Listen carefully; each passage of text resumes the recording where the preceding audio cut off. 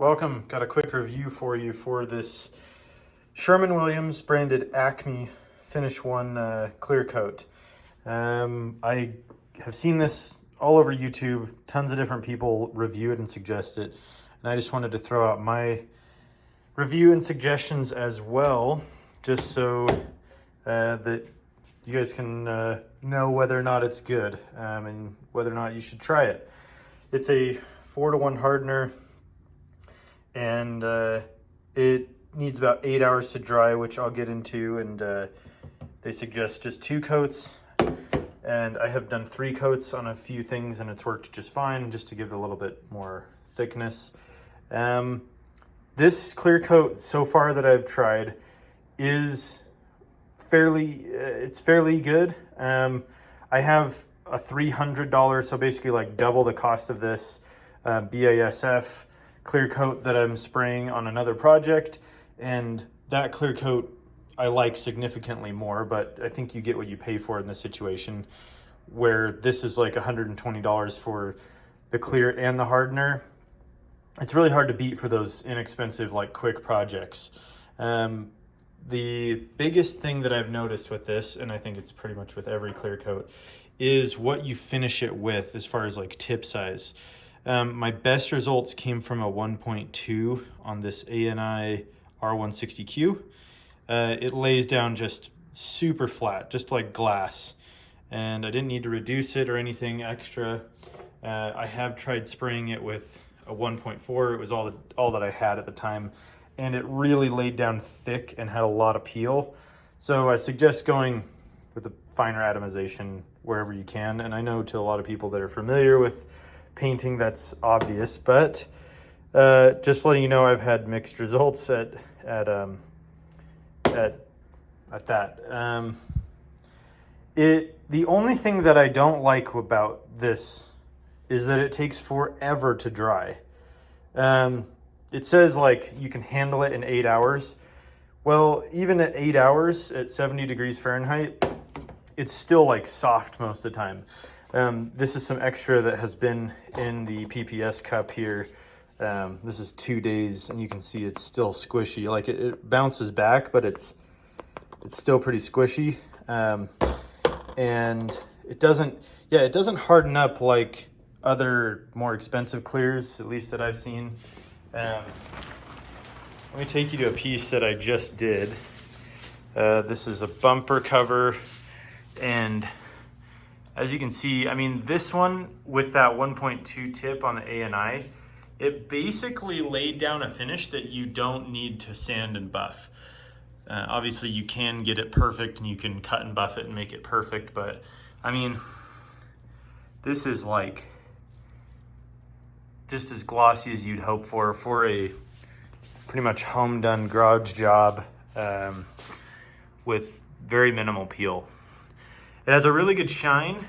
At least that I've seen, it's honestly pretty similar as far as like luster to that more expensive Limco clear that I'm using. But yeah, it doesn't harden up. It takes probably, in my experience, like you need like 4 to 5 days at 70 degrees for it to get hard enough where I feel comfortable like not scratching it and denting it. Like here, this is only 2 days old, and if you see, like, I can push my fingernail in and leave an indent.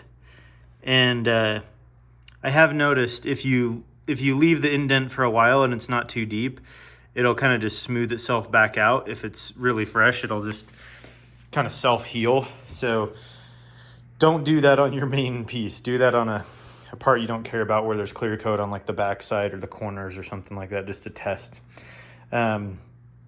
But that's my biggest thing, is like, it's nice to be able to put the parts back on the car really quickly after you're done.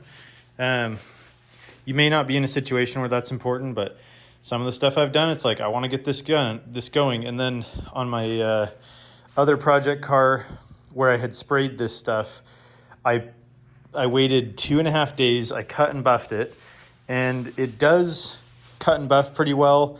After 2 days, it's pretty hard to cut. I would suggest cutting it like 24 hours after you spray it if it's nice and dry, versus like 2 days. That 48 hours, it seems to get significantly more difficult. And then just takes a lot more of your time. But it does buff out and it does polish up really well. So that I can give it. It's not perfect, but for like inexpensive, quick paint jobs that are just going on something that's not insanely nice, and you just want it to look good and function and have a protective coating, I think it's great. Would you put it on like a Porsche? No. But yeah, you're just everyday kind of stuff that you're trying to fix, or in this case, this is a bumper off a classic BMW that looks significantly better than it ever has after it's painted. It works just fine. It's a good coating, and I think it's good. So anyway, so far I really do like this stuff.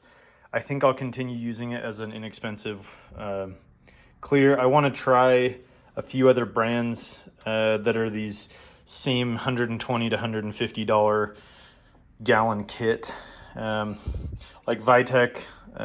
This is National Coatings in-house brand. They make a clear coat that's pretty much similarly priced, and same with 5-Star.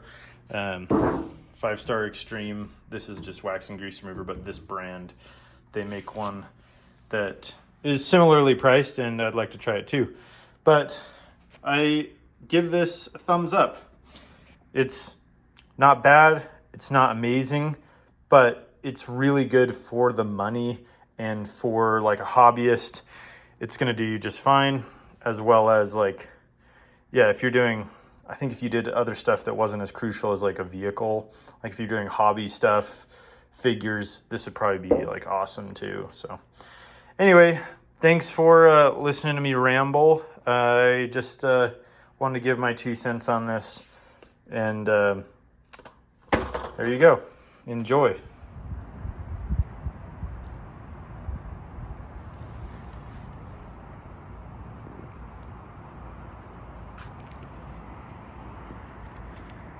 Trying to give you a good example of what the finish looks like on this.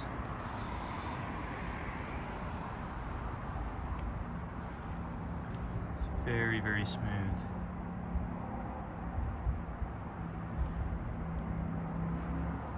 Yeah, I would say definitely a good clear coat. Works really well, at least for me.